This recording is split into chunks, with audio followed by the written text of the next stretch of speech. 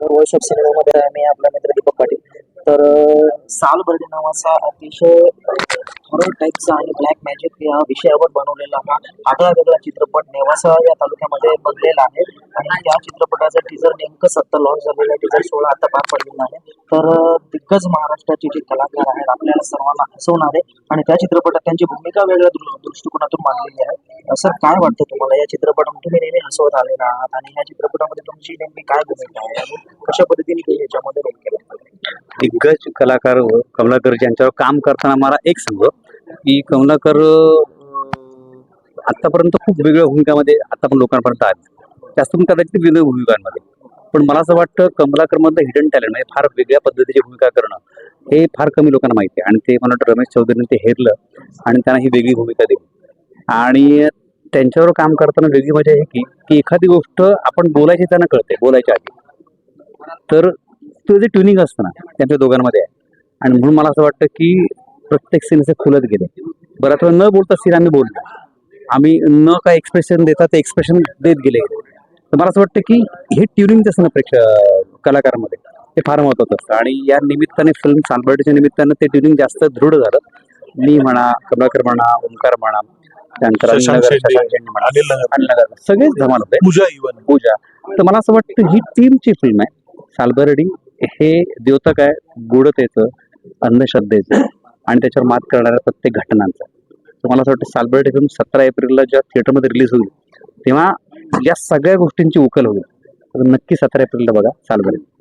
Horror चित्रपटांमध्ये काम करण्याचं तुमचं पहिली संधी आहे हो या टाईपचा जो चित्रपट आहे. नाही, अशी फिल्म सुद्धा मला वाटतं आता आणि मुळात ही हॉरर फिल्म नाहीये. हा. सगळ्यात महत्वाचं म्हणजे तसं Horror touch आहे. टच पण नाहीये. हे कसं आहे, थोडस रहस्यमय म्हणू शकतो आपण. थोडस अंधश्रद्धेला खतपाणी घालणारी काही घटक असतात त्यांच्यावरती भाष्य करणारी फिल्म आहे. हॉरर अशी नाही आहे, पण नक्कीच त्यातल्या काही घटना आहेत ना ज्या तुम्हाला घाबरवतील. थोडंसं तुम्ही घाबराल, पण नंतर त्याच्यावरती जे दिग्दर्शकांनी सोल्युशन सांगितलेलं आहे त्याच्यामुळे तुम्हाला असं रिअलाइज व्हायला लागेल की अरे हे चुकीचं आहे, हे घडता कामा नये. तर थोडंसं अंधश्रद्धेला थोडंसं एक टिचकी म्हणजे चिमटा काढून एक मेसेज देणारी पण अशी फिल्म आहे. तुमचं काय काय चित्रपट? मी भूमिका आधी एवढं सांगू शकतो वेगळी भूमिका आहे कारण आम्हाला तशी तंबी आहे. नाही, मी सांगू शकतो, मी याच्यात भंडारी नावाचं कॅरेक्टर केलेलं आहे आणि तो गावातला एक प्रतिष्ठित असा माणूस आहे. आणि ह्या प्रतिष्ठित रोल रमेश सरांनी मला दिला त्याबद्दल त्यांचे खूप खूप आभार. सर काय वाटतं तुम्हाला हा चित्रपट मराठी इंडस्ट्री पण आपली काही कमी नाहीये? हिंदी मॅटॉक किंवा इतर प्रोडक्शन मध्ये जे चित्रपट बनतात त्या चित्रपटाला आपली इंडस्ट्री किंवा हॉरर चित्रपटाला टक्कर देण्याच्या मार्गावर आहे का देऊ शकतो का टक्कर? मुळात टक्कर देतच आहे, फक्त आता ते आता टच होईल टक्कर देण्याच्या रेषेवर. अशा रेषेवर आपण आहोत. सालबर्डी 17 तारखेला टक्कर देईलच असं माझं पूर्ण मत आहे. म्हणजे मला तर असं वाटतं की हिंदीपेक्षा पण बेटर आपल्याकडे कंटेंट आहेत मराठीत. हिंदीपेक्षा सुद्धा चांगले चांगले कंटेंट आपल्याकडे, म्हणजे आता दशावतार असेल, हा हिंदीचा पण पुढचा सिनेमा होता प्रेझेंटेशनच्या बाबतीत. किंवा आता थांबायचं नाही, किंवा आता क्रांती ज्योती सुरू आहे. क्रांती ज्योतीला भरपूर 2 महिने झाले अजून पण कंटिन्यू सुरू आहे, 2 महिने होऊन गेले, 3रा महिना लागलाय.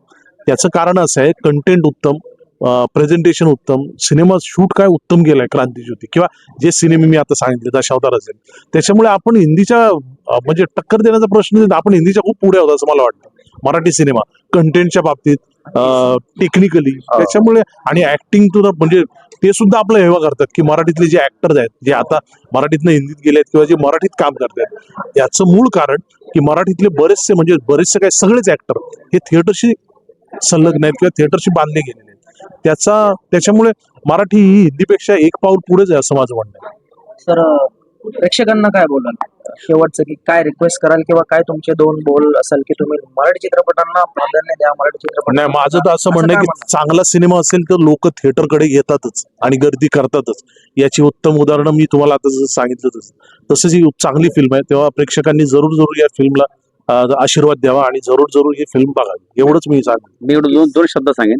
17 एप्रिल डायरेक्ट थिएटरमध्ये सालबर्डी. धन्यवाद सर. नक्कीच तुमच्या चित्रपटांना खूप चांगलं यश मिळो. आमच्या चॅनल कडनं तुम्हाला खूप खूप साऱ्या शुभेच्छा. थँक्यू. आमच्याकडून तुमच्या चॅनलला खूप खूप शुभेच्छा.